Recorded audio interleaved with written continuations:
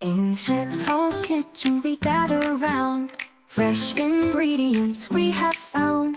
We're cooking simple every day. Healthy meals the joyful way.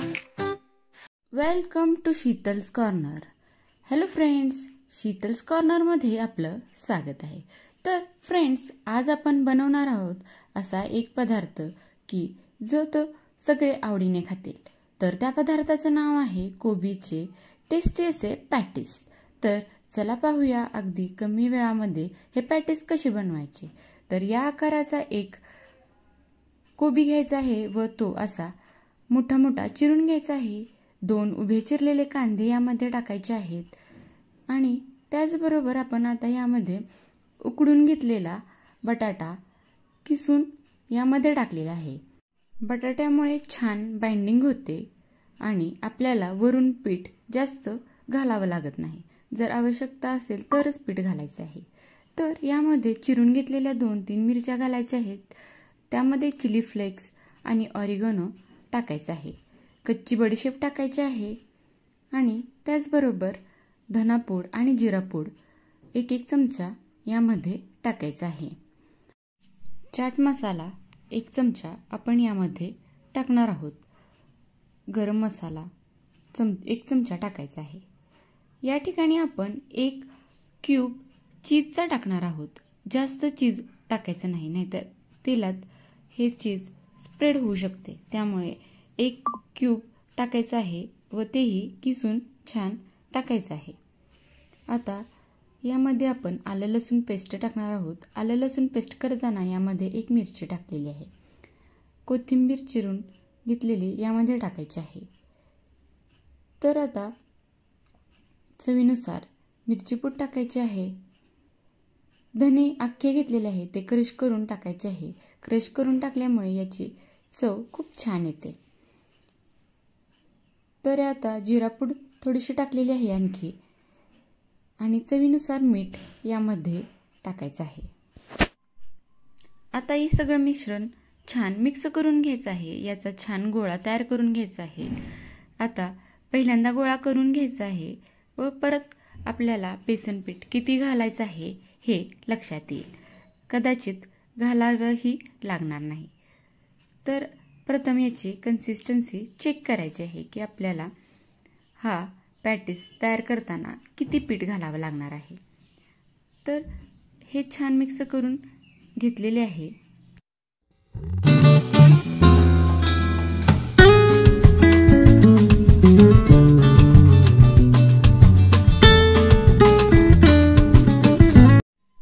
आता 1 चमचा हळद यामध्ये टाकायची आहे.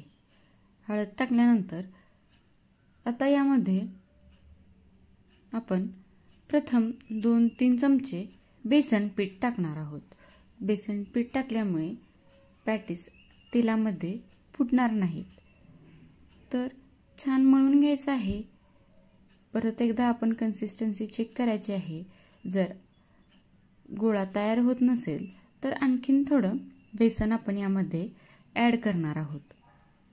रोज रोज टिफिनसाठी काय बनवायचं हे आपल्याला खूप मोठा प्रश्न आपल्यासमोर उभा राहिलेला असतो.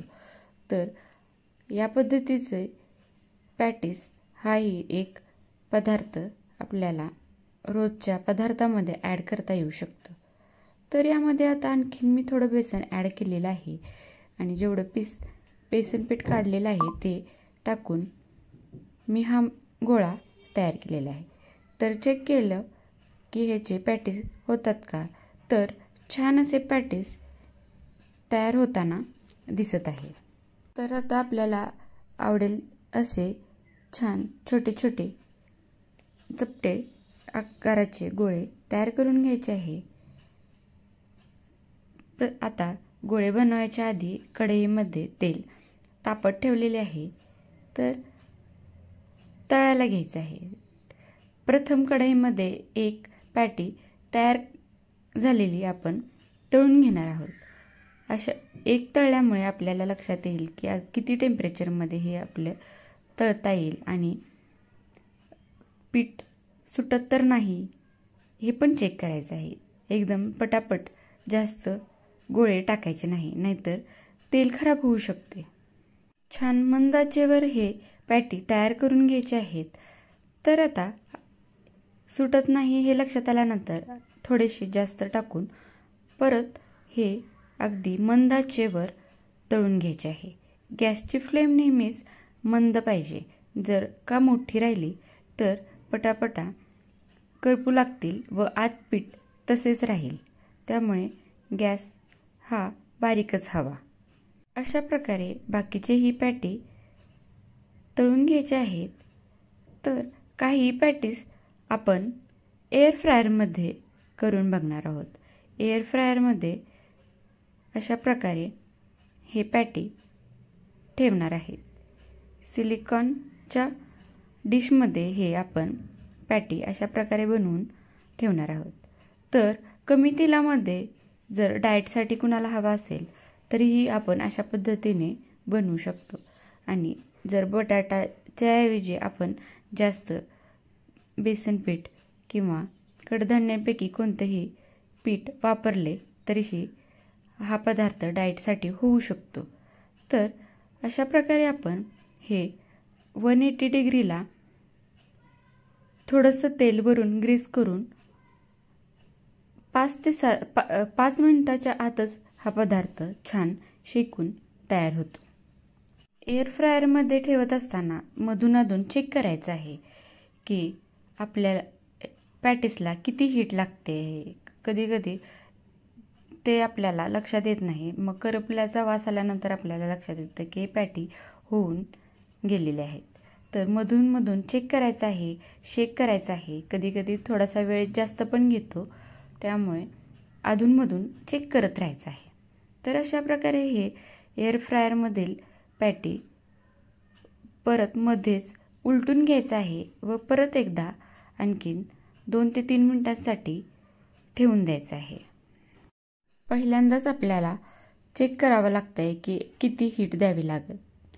त्यामुळे मधूनअधून हे चेक करायचं आहे, पलटून घ्यायचं आहे. थोडंसं ऑइलही ग्रीस करायचं आहे म्हणजे आणखीन छान शायनी होतात. टेस्टही छान येते. कमी तेलामध्ये हे आपले एअर फ्रायरमधले पॅटी तयार झालेले आहेत. तर ते आपण सर्विंग बाउलमध्ये काढून घ्यायचं आहे. खूप छान टेस्टी असे एअर फ्रायरमधलेही पॅटी तयार झालेले आहे. वाव, खूप छान असे टेस्टी झालेले आहेत. लहान मुलांना तर हे पॅटीस खूप आवडतात. अशा प्रकारे जर पॅटी केले तर मुले खूप आवडीने खातील. तर थोडे फ्राय केलेले व एअर फ्रायमधील असे वेगवेगळे प्रकारचे नमुने तयार करून पाहिलेले आहेत. दोन्हीही खूप छान होतात, टेस्टी होतात, हेल्दी होतात. हे फ्राय केलेले आहेत आणि साईडचे एअर फ्रायरमध्ये आहेत. तर हे आपण सॉसबरोबर खायला देऊ शकतो किंवा ग्रीन चटणीबरोबरही खायला देऊ शकतो. पुदिना चटणी जर केली तर आणखीनच खूप छान टेस्टी लागेल. तर फ्रेंड्स, कशी वाटली ही कोबीचे पॅटीस नक्की कमेंट करून सांगा. आवडले असेल तर लाईक करा व इतरांनाही शेअर करा. व माझ्या चॅनेलला अजून सबस्क्राईब केले नसेल तर नक्की सबस्क्राईब करा. म्हणजे वेळोवेळी अपलोड केलेले व्हिडिओची नोटिफिकेशन तुम्हाला येत जाईल. कोबीबरोबर आपण इतरही भाज्या यामध्ये टाकू शकतो. जसे की गाजर टाकू शकतो, कांद्याची पात टाकू शकतो आणि कोणत्याही भाज्या चिरूनही आपण यामध्ये टाकू शकतो. पालक वगैरे सुद्धा छान लागेल. तर हा पॅटी खूप छान झालेला आहे. पहा, अशा प्रकारे ही रेसिपी करून पहा. आवडली तर लाईक करा, माझ्या चॅनलला सबस्क्राईब करा, शेअर करा आणि कमेंट करायला विसरू नका. भेटू अशाच नवनवीन रेसिपीमध्ये. थँक्यू. बाय.